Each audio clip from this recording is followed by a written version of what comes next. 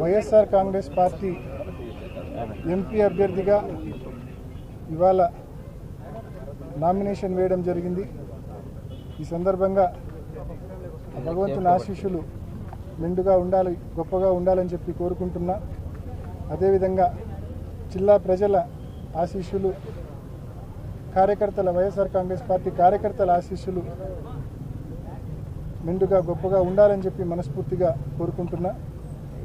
గడిచిన 5 ఏళ్లలో జగనన్న ప్రభుత్వంలో జిల్లాలో ఒకవైపు సంక్షేమ పథకాలు అమలు చేస్తూనే మరోవైపు జిల్లా అభివృద్ధి విషయంలో కూడా ఎక్కడా కుంటుపడకుండా జిల్లా అభివృద్ధిని కూడా ముందుకు తీసుకెళ్లే కార్యక్రమం చేశాం।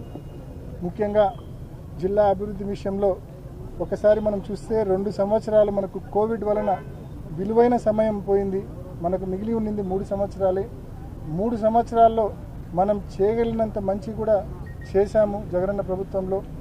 ముఖ్యంగా పరిశ్రమల విషయానికి వస్తే సెంచరీ ప్లై పరిశ్రమ 2021లో జగన్మోహన్ రెడ్డి గారు డిసెంబర్ మాసంలో భూమి పూజ చేశారు। 2023లో దాదాపు ప్రారంభించారు కూడా।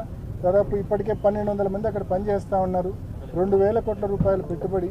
అదేవిధంగా మరి కడప కొప్పర్తి ఇండస్ట్రియల్ కారిడార్లో కూడా ఇప్పటికే మరి ఈ ప్రభుత్వం జగనన్న ప్రభుత్వం వచ్చినాక అక్కడ ఆ లేఅవుట్ అంతా డెవలప్ చేయడము, అక్కడ పరిశ్రమలు తీసుకొని రావడము, ఇప్పటికి ఒక 3000 మంది పనిచేస్తూ ఉన్నారు। జగనన్న టార్గెట్ అక్కడ 1,00,000 మంది పనిచేసే విధంగా కారిడార్ను తీర్చిదిద్దాలని చెప్పి తప్పకుండా రాబోయే రోజుల్లో ఆయన ఆశించిన విధంగా ఆయన టార్గెట్ పెట్టుకున్న విధంగా 1,00,000 మంది ఉద్యోగులు అక్కడ పనిచేసే విధంగా కొప్పర్తి పరిశ్రమల కారిడార్ను కూడా ముందుకు తీసుకెళ్తాం। అదేవిధంగా ఆదిత్య బిర్లా, అపాచీ వంటి యూనిట్లు కావచ్చు, ఉక్కు పరిశ్రమకు సంబంధించి మరి జేఎస్డబ్ల్యూ వాళ్ళు ముందుకు రావడము, వాది భూమి పూజ జరగడము, టెక్నాలజీ సంబంధించిన ఎంఓయూ పూర్తి కావడము, ఇప్పుడిప్పుడే చిన్నగా పనులు మొదలవుతూ ఉన్నాయి।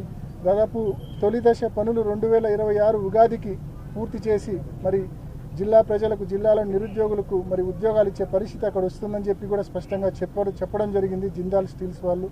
మరి ఈ రకంగా పరిశ్రమలు కావచ్చు, అదేవిధంగా సాగునీటి రంగంలో ఒకసారి చూస్తే సాగునీరు మరి గతంలో గండికోటలో మనం 10-12 టీఎంసీలు పెట్టలేని పరిస్థితి, జగనన్న ప్రభుత్వం వచ్చినాక 900 కోట్ల రూపాయలు చెల్లించి ఇవాళ మనం గండికోటలో 27 టీఎంసీల నీళ్లు నిల్వ చేసుకోగలుగుతూ ఉన్నాం। దాదాపు 900 కోట్ల రూపాయలు దానికోసం వ్యయం చేయడం జరిగింది। సిబిఆర్లో గతంలో 2-3 టీఎంసీలు పెట్టేవాళ్ళం కాదు, ఇవాళ 10 టీఎంసీలు పెట్టగలుగుతూ ఉన్నాం। దానికి R&R 4 గ్రామాలకు 250 కోట్ల రూపాయలు ఖర్చు చేసి ఇవాళ మనం 10 టీఎంసీల నీళ్ళు అక్కడ నిల్వ చేయగలుగుతూ ఉన్నాం।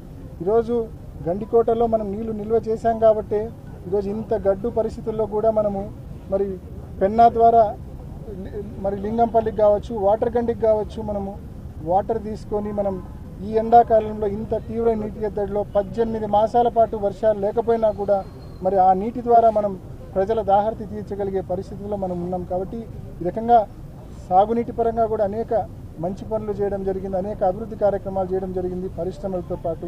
ఇంకా కడప డెవలప్మెంట్ కావచ్చు, ముఖ్యంగా మీరు చూస్తే ఒకసారి రిమ్స్లో జగనన్న ప్రభుత్వం వచ్చిన తర్వాత super speciality block, cancer institute, psychiatric institute, అదేవిధంగా ఐ ఇన్స్టిట్యూట్స్, ఈ రకంగా ఎన్నో ఇన్స్టిట్యూట్స్ తీసుకొని రావడము, రోడ్ వైడనింగ్ కావచ్చు, అదేవిధంగా డ్రైన్స్ నిర్మాణం కావచ్చు, ఎన్నో మంచి పనులు మరి కడప నగరంలో కావచ్చు, ప్రతి నియోజకవర్గ కేంద్రంలో, జిల్లాలోని ప్రతి నియోజకవర్గ కేంద్రంలో కూడా పెద్ద ఎత్తున పనులు జరుగుతూ ఉన్నాయి। కాబట్టి గతంలో 2014 నుంచి 19 వరకు తెలుగుదేశం ప్రభుత్వంలో జిల్లాకు ₹1 రాష్ట్ర ప్రభుత్వం ఇచ్చింది లేదు।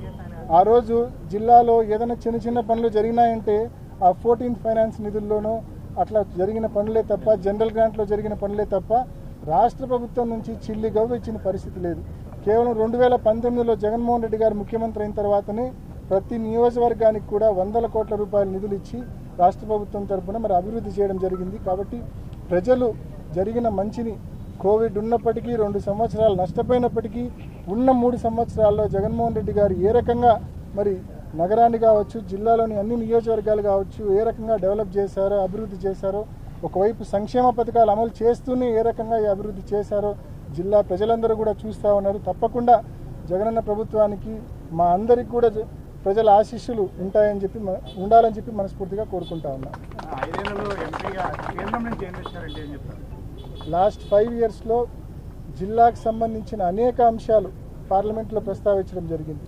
ముఖ్యంగా ఉక్కు పరిశ్రమకు సంబంధించి ప్రత్యేక హోదాకు సంబంధించి అదేవిధంగా యురేనియం బాధిత గ్రామాలకు సంబంధించి మరీ ముఖ్యంగా కృష్ణా వాటర్స్ డిస్ట్రిబ్యూషన్ రీఅలొకేషన్కి సంబంధించి మరీ ముఖ్యంగా తెలంగాణ వాళ్ళు ఏదైతే అక్రమ ప్రాజెక్టులు కడుతున్నారో పాలమూరు రంగారెడ్డి ఎత్తిపోతల ప్రాజెక్టు దానికి సంబంధించి దానికి వ్యతిరేకంగా మనం పార్లమెంట్లో మరి కేంద్ర ప్రభుత్వాన్ని ప్రశ్నించడం జరిగింది.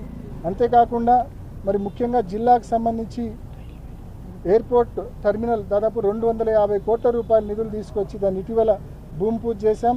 రాబోయే 18 మాసాల్లో ఆ న్యూ ఎయిర్పోర్ట్ టెర్మినల్ పూర్తవుతుంది. మరి జగనన్న ప్రభుత్వం ద్వారా 75 కోట్ల రూపాయలు భూసేకరణ చేసి ఇచ్చాం. ఇవాళ మనం రన్వే ఎక్స్పాండ్ అయింది, పెద్ద ఫ్లైట్లు కూడా ల్యాండ్ అయ్యే పరిస్థితి ఉంది. నైట్ ల్యాండింగ్ ఫెసిలిటీ కల్పించాము కేంద్ర ప్రభుత్వంతో పరిశీలి చేసి. వీటితో పాటు ఎంతో కాలంగా నత్తనడకన మరి పని జరుగుతూ ఉన్న కడప బెంగళూరు లైన్ ఏదైతే ఉందో, రైల్వే లైన్ ఏదైతే ఉందో ఆ లైన్కి సంబంధించి కూడా నిజంగా 2014లో తెలుగుదేశం ప్రభుత్వం వచ్చిన వెంటనే, ఆ రోజు ఎన్డీఏ ప్రభుత్వం వచ్చింది 2014లో రాష్ట్రంలో. ఆ రోజు చంద్రబాబు నాయుడు గారు ముఖ్యమంత్రి అయిన తర్వాత ఆయన ప్రభుత్వము స్పష్టంగా కేంద్రానికి ఒక లేఖ రాసింది. రాష్ట్రం విడిపోయింది, ఈ ప్రాజెక్టు 50:50 నిష్పత్తితో ఈ ప్రాజెక్టు మంజూరైంది. రాష్ట్రం 50%, కేంద్రం 50% షేరింగ్ రేషియోలో ఈ ప్రాజెక్టు మంజూరైంది. ఈ డబ్బు పెట్టే పరిస్థితి మా రాష్ట్రానికి లేదు, మొత్తం డబ్బు మీరే పెట్టండి అని చెప్పి ఒక లేఖ రాసేసి చేతులు దులుపుకున్నారు. ఆ తర్వాత ఆ ప్రాజెక్టు ఒక్కటంటే ఒక అడుగు ముందు పడిన పరిస్థితి లేదు. ఇవాళ ఈ ప్రాజెక్టుకు సంబంధించి మనం ఏం చేయాలన్నా కూడా కర్ణాటక ప్రాంతంలో కూడా మనం భూసేకరణ చేయవలసిన అవసరం ఉంది. కాబట్టి ఈ ప్రాజెక్టును వితిన్ ద స్టేటే మనం కనుక చేయగలిగితే ఈ భూసేకరణ కావాలంటే రాష్ట్ర ప్రభుత్వం బాధ్యత తీసుకోవచ్చు అని చెప్పి పెండ్లిమరి నుంచి పుట్టపర్తి వరకు ఈ లైన్ను మార్చవలసిందిగా జగనన్న ప్రభుత్వం కేంద్ర రైల్వే శాఖకు లేఖ రాయడం జరిగింది. వాళ్ళు కూడా దానికి సంబంధించిన ప్రిలిమినరీ శాంక్షన్స్, ఫీజిబిలిటీ స్టడీస్ కూడా చేయడం జరిగింది. ఇప్పుడు టెక్నికల్ ఫీజిబిలిటీ చేస్తూ ఉన్నారు. మరి దీనికి సంబంధించి పెండ్లిమరి టు పుట్టపర్తి లైన్ కనుక కనెక్ట్ అయితే డైరెక్ట్గా కడప, పెండ్లిమరి, పుట్టపర్తి, బెంగళూరు ఒక 30 కిలోమీటర్లు అదనమే కావచ్చేమో కానీ ప్రాజెక్టు కళ సాకారం అవుతుంది. ఇక్కడ నుంచి ఎవరైనా బెంగళూరుకు ట్రైన్లో పోవాలనుకునే వాళ్ళు పోయే పరిస్థితి తప్పకుండా వస్తుంది.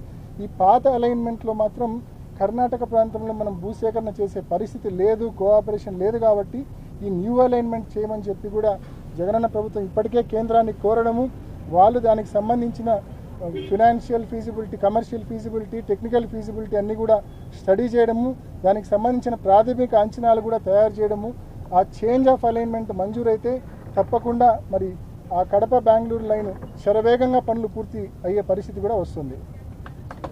అన్ని చెట్లు వేసేసారా? ఇంత నిరాడంబరంగా నామినేషన్ చేయడానికి ఏమైనా కారణం?